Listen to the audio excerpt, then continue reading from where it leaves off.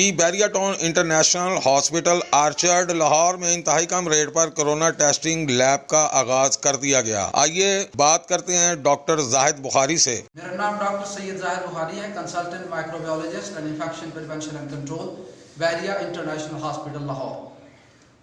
ये molecular diagnostic lab PCR lab, ये एक इंटरनेशनल स्टैंडर्ड WHO और CDC के स्टैंडर्ड के हिसाब से बनाई गई है और तमाम स्टैंडर्ड जो पंजाब हेल्थ केयर कमीशन के हैं उसके हिसाब से ये बनाई गई है। और ये लैब एक जो बैरिया टाउन की एक बहुत बड़ी कंट्रीब्यूशन है towards the national campaign of prevention and control of Covid. यहाँ पे ये टेस्ट सिर्फ 3,000 रुपये में ये किया जा रहा है। ये बहुत बड़ी एडवांटेज है हमारे पेशेंट्स के लिए भी, हमारी कम्युनिटी के लिए भी, ताकि ये सर्विसेज जो इंडोर और आउटडोर पेशेंट्स के लिए हमने ये सर्विसेज प्रोवाइड की है।